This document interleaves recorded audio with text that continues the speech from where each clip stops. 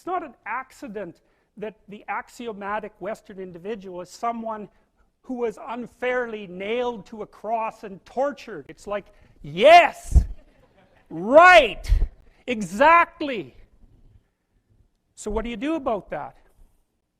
Well, I thought about that for a long time too. It's like, well, you don't get together in a damn mob, because all that does is allow you to be as horrible as you could possibly imagine and suffer from none of the consequences. That's a bad idea.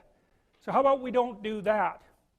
Well, there's a deep idea in the West too. It's like, pick up your damn suffering and bear it and try to be a good person so you don't make it worse. Well, that's a truth.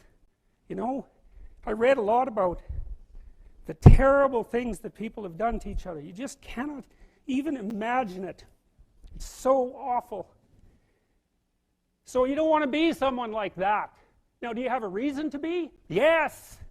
You have lots of reasons to be. God, there's reasons to be resentful about your existence. Everyone you know is going to die. You know, you too. And there's going to be a fair bit of pain along the way, and lots of it's going to be unfair. It's like, yeah, no wonder you're resentful. It's like, act it out and see what happens. You make everything you're complaining about infinitely worse.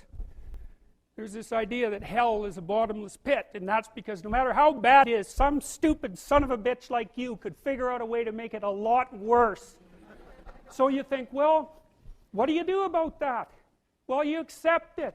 That's what life is like. It's suffering. That's what the religious people have always said. Life is suffering. Yes. Well, who wants to admit that? Well, just think about it. Well, so what do you do in the face of that suffering?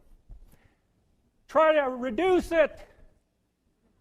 Start with yourself. What good are you? Get yourself together, for Christ's sake, so that when your father dies, you're not whining away in a corner, and you can help plan the funeral, and you can stand up solidly so that people can rely on you. That's better. Don't be a damn victim. Of course you're a victim. Jesus, obviously. Put yourself together. And then maybe if you put yourself together, you know how to do that. You know what's wrong with you, if you'll admit it. You know there's a few things you could like polish up a little bit that you might even be able to manage in your insufficient present condition. And so you might shine yourself up a little bit, and then your eyes will be a little more open, and then you can shine yourself up a little bit more, and then maybe you could bring your family together instead of having them be the hateful, spiteful, neurotic, infighting batch that you're like doomed to spend Christmas with. So then you fix yourself up a little bit, kind of humbly, because, you know, God, you're a fixer-upper if there ever was one. And then you got to figure out, well, can you figure out how to make peace with your idiot brother? And probably not, because he's just as dumb as you, so how the hell are you going to manage that? And so then maybe you get somewhere that way, and your family's sort of functioning, and you find out, well, that kind of relieved a little bit of suffering, although it reduced the opportunities for spiteful revenge, and that's kind of a pain in the neck. And so then you get your family together a little bit, and you're a little clued in then, at least a bit, because you've done something difficult that's actually difficult. You're a little wiser, and so then maybe you could put a tentative finger out beyond the family and try to change some little thing without wrecking it. It's like, our society is complex, and we teach our students that they could just fix it. It's like, go fix a military helicopter and see how far you get with that. It's like, what are you going to do? You're like a chimp with a wrench. Whack! Oh, look, it's better. It's like, no, it's not better. Things are complicated, and to fix things is really hard. And you have to be like a golden tool to fix things, and you're not. So, and that's the other message of the West. It's like, how do you overcome the suffering of life? And I'm not saying it's only the message of the West. How do you overcome the suffering of life? Is be a better person. That's how you do it. Well, that's hard. It takes responsibility. And I think, you know, if you said to someone, you want to have a meaningful life? Everything you do matters. That's the definition of a meaningful life. But everything you do matters. So you're going to have to carry that with you. Or do you want to just forget about the whole meaning thing, and then you don't have any responsibility, because who the hell cares? And you can wander through life doing whatever you want, gratifying impulsive desires for how useful that's going to be. And You're stuck in meaninglessness, but you don't have any responsibility. Which one do you want? Well, ask yourself, which one are you pursuing?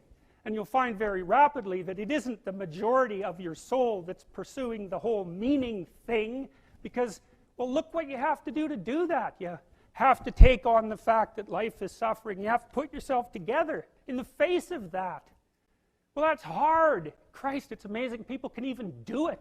I'm stunned every day when I go outside and it isn't a riot with everything burning. Because really, God, you talk to people, it's like, I knew this guy, he'd been in a motorcycle accident and it really ruined him, and he was like a linesman, you know, working on the power, and he was working with someone who had Parkinson's disease, and they had complementary inadequacies, and so two of them could do the job of one person, and so they're out there fixing power lines in the freezing cold, despite the fact that one was 3/4 wrecked with a motorcycle accident and the other one had Parkinson's. It's like, that's how our civilization works. It's like, there's all these ruined people out there, they've got problems like you can't believe. Off they go to work and do things they don't even like, and look, the lights are on. My God, it's unbelievable. It's a miracle. It's a miracle. And we're so ungrateful. College students, the postmodern types, they're so ungrateful. You know, they don't know that they're surrounded by just a bloody miracle. It's a miracle that all this stuff works, that all you crazy chimpanzees that don't know each other can sit in the same room for 2 hours sweltering away without tearing each other apart, because that's what chimps do. So, anyways, so what happened? Well, I made some videos and I got to the bottom of some things, at least as far as I can tell, so I told you what the bottom is, and then I got this idea about what you might do about it, which isn't my idea. It's not my idea. It's an old idea. It's far older than Christianity.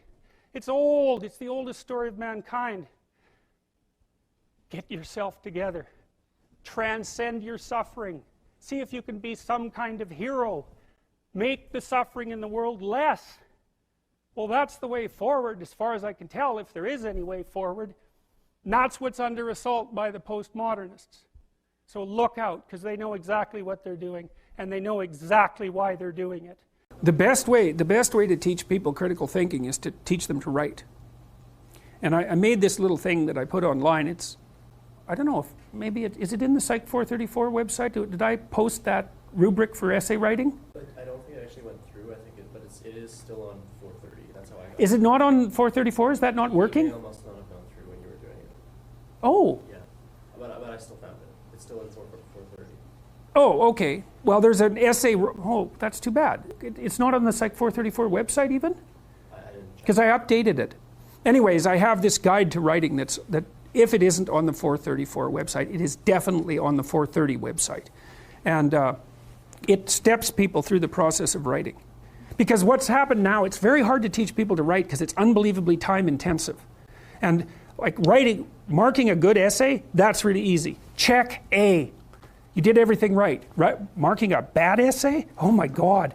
The words are wrong, the phrases are wrong, the sentences are wrong, they're not ordered right in the paragraphs aren't coherent, and the whole thing makes no sense. So, trying to tell the person what they did wrong, it's like, well, you did everything wrong. Everything about this essay is wrong. Well, that's not helpful either. You have to find the few little things they did half right, and you have to teach them what they did wrong. It's really expensive. And so what I did with this rubric was try to address that from the production side instead of the grading side. But the best thing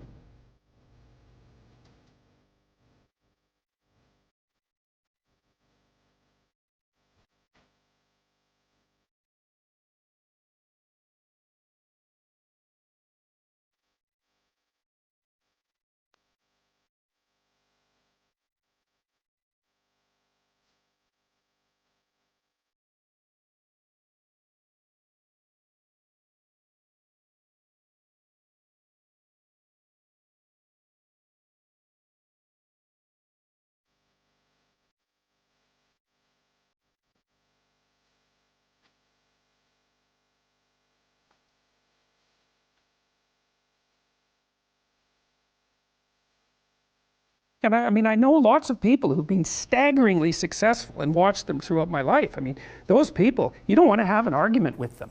They'll just slash you into pieces.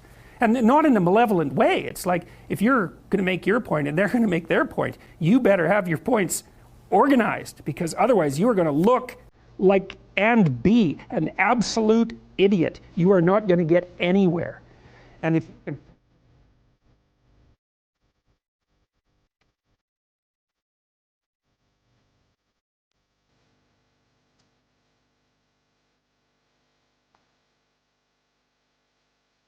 so that's what you do. Is you're in English, right? And yeah, in languages anyways. It's like, yeah.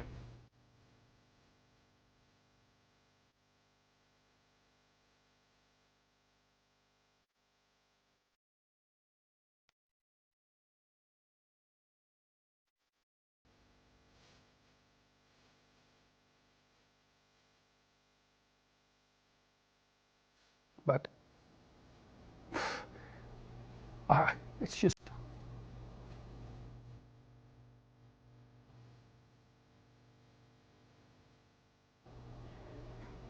so that's the sort of thing that can drive you mad trying to sort out.